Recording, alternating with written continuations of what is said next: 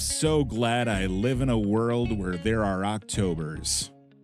A quote from Lucy Maud Montgomery from Anne of Green Gables. I'm quoting 20th century children's literature, folks. Thank you for joining me on another episode of 15 Minutes with Fuzz. My name is Fuzz Martin, and this is a show about positive vibes. It's a show about things happening here in Washington County, Wisconsin that are positive and uplifting, and this week also things that are spooky. Emily Greene, Executive Director of the Youth and Family Project, joins me this week to talk about their upcoming Nightmares Around Elm Street event. Have you ever wondered about all the haunted, spooky things in West Bend? Well, now's your chance to learn about them and support the Youth and Family Project at the same time. The event's taking place on Friday, October 25th, and there are going to be 3 walking tours that evening, so bring your walking shoes and keep your head on a swivel. With that, here are 15 minutes on the Youth and Family Project's Nightmares Around Elm Street event with Emily Greene on 15 Minutes with Fuzz.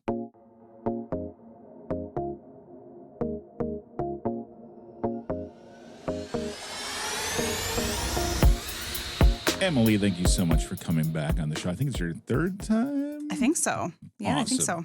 All right. You get a jacket. For those who maybe have not listened to every episode of 15 Minutes with Fuzz, first of all, why not? There's plenty of time. They're only 15 minutes long. Can you tell us quickly about, or even not even quickly, at your own pace, can you tell us about the Youth and Family Project and its mission? Sure. The mission of the Youth and Family Project is to provide supportive services to youth and families, helping them achieve an increased sense of safety, hope, and belonging. So we provide a variety of services, all centered around that safety, hope, and belonging piece. So those include individual and group counseling services, supervised visitation, holiday support, homeless support for youth ages 18 to 24, and then some LGBTQ support as well. Okay, very good. And you guys, you're here in West Bend off Elm Street, which we'll get to in a second. Absolutely. But you guys do some fun events throughout the year. You had the Christmas in July event that was a lot of fun at the West Bend High School. You have the Gingerbread House, which is your upcoming piece that helps families who are in need during the holidays have a good holiday season, right? Yeah, sign up has already started. It's wild. and people get really involved with that. I think it's people love to give, and there's a lot of families to support, right? Absolutely. And this year, you're doing one. The Nightmares Around Elm Street. Is this a first year for this or second year? Second year. Okay. Yep. I thought I had heard about this in the past. So, second year, Nightmares Around Elm Street is coming up on Friday, October 25th. First of all, how did the idea come about? Well, our fundraising committee this year is really working on figuring out ways to get creative and host fundraisers for the agencies that aren't annual galas and golf outings and the same old, same old.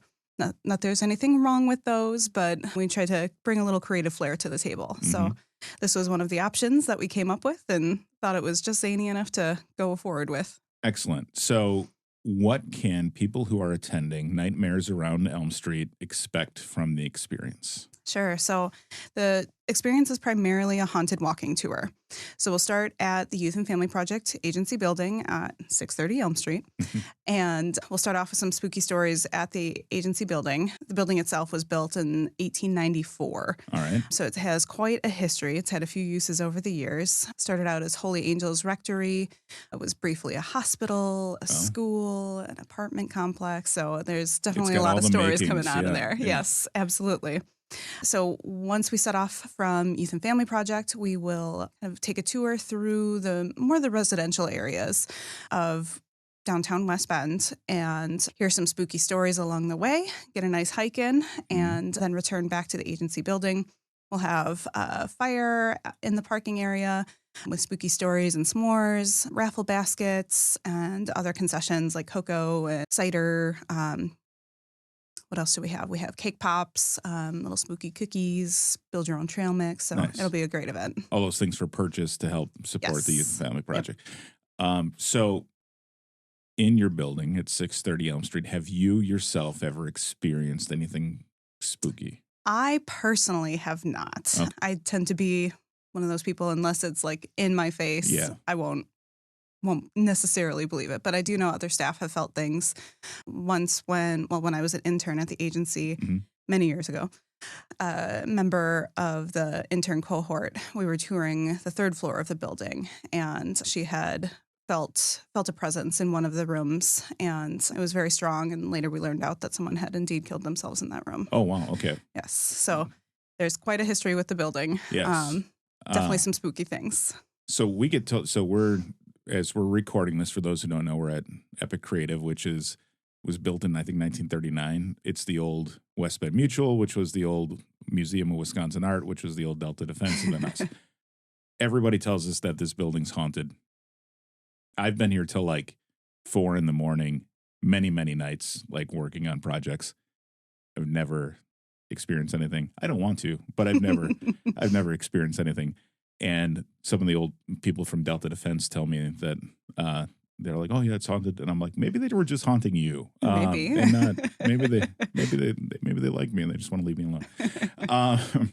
Maybe they like the music I play at 3 a.m. But there are some buildings around because it's this community was built in the 1800s, so there's plenty of old kind of Victorian type housing and things like that lends itself to spookiness, creaky floors and things like that. Yes, absolutely. Lots of plaster to fall unexpectedly. So what kind of things go into planning an event like this? Because you're going on a walking tour, so there's more to it than just centrally planning an event that's within a space, right? So what goes into it?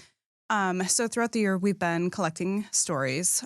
So we have a number of stories from last year, but obviously we don't want to use the same material over and over again so that people can get a fresh experience when they come this year.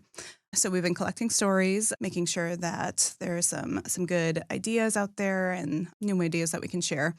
And then obviously planning the route. We want to make sure that it's long enough that we get enough stories in, but not too long that people are exhausted by the end. Sure. So people can expect to walk about an hour. Last year, we did have one of the tours that lasted a little bit longer, but our tour guide got lost. So I promise that won't happen again this year.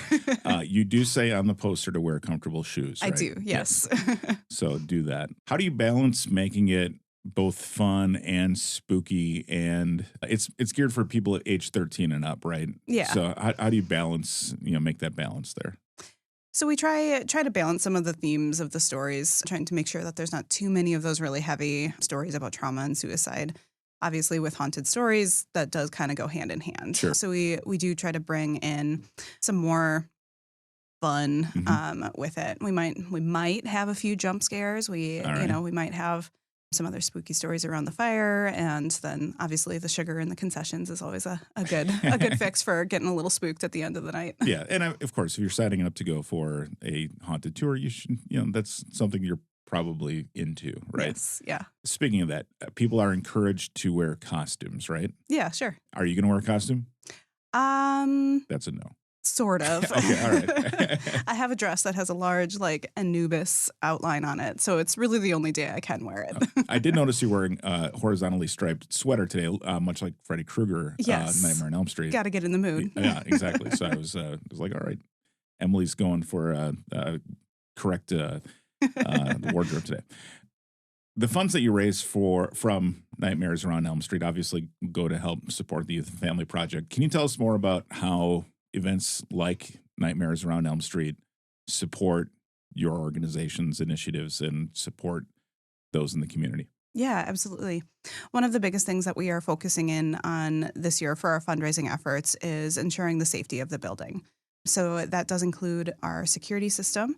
We do have security cameras throughout the building. They were installed in 2017, 2018, and unfortunately that means that they're aging. That doesn't seem like that long ago, but all the technology is pretty much outdated. So we find ourselves in the position that we need to upgrade some of those security cameras and make sure that when we are providing those supervised visits and other programming at the agency building that, people have as safe as experience as they possibly can. Sure.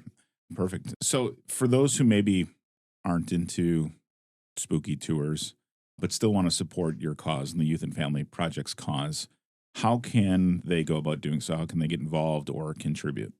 Yeah, so they can go ahead and visit our website and click on the donation links that are available on the website. We also will have other events throughout the year. As you mentioned, we have the Christmas in July, so we'll be doing that again next year. Mhm. And our hope is to add a few more fun opportunities next year as well. Great. This event and like many other events first of all, there is a fee to get tickets, right? So is it $10 in advance and 15 at the door? Yes, correct? that's correct. And then you have 3 tours. 7:30, 7:45, and 8 p.m. All right. And then, but also these are supported by sponsors, right? So, Mhm. so if people want to sponsor the event, same way they can get in touch via the website. Right? Absolutely, yes. So if you're a local business or organization that want to support and sponsor the Nightmares Around Elm Street, again, it's youthandfamilyproject.org. Yep, that's correct. Last year, do you have any fun memories of the event last year? What was your favorite part of last year's event? One funny story. Just as the last tour was about to set off at Youth and Family Project, I was leading that one. And my kids were there at the agency building because there's lots of toys there, so they like to play. Good way to spend the time while mom's working. Mm-hmm. And they had been in my office and nobody really knew that they were in there. So as I was telling this initial scary story at the office in the kitchen area of the building, apparently my son was in my office like banging on the door, and the other participants didn't realize that it was a child in there and thought it was all part of the experience. So that was pretty good. Oh, that is good. Yeah, I was thinking you were going to say they heard little voices, because that also adds to spooky. Oh, definitely. Kids' voices can be either very cute or spooky if you're not expecting them. So, exactly. Or spooky if you are expecting them, but need a break. All right, as we wrap up, if somebody is again wants to join the tour, the date is Friday, October 25th. And you can get your tickets at youthfamilyproject.org, $10 in advance, $15 at the door. Correct. 3 tours, 7:30, 7:45, 8 o'clock. Fun event. Emily, thank you for coming in again, and you're welcome back anytime. Awesome. Thanks for having me. Thanks again to Emily Greene of the Youth and Family Project for joining me on this week's episode of 15 Minutes with Fuzz. Nightmares Around Elm Street sounds like it's going to be a lot of fun. And you can get your tickets today and learn about all the haunted and scary things that are lurking in the basements and attics of all the 1800s homes that are here in West Bend.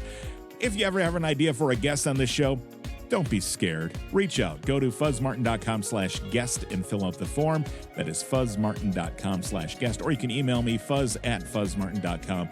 I don't bite. Fuzz@fuzzmartin.com. New episodes coming on Tuesdays, and you can listen on Apple Podcasts, Spotify, YouTube, fuzzmartin.com, or wherever your spooky little heart desires. And with that, I will talk to you next Tuesday, right here on 15 Minutes with Fuzz.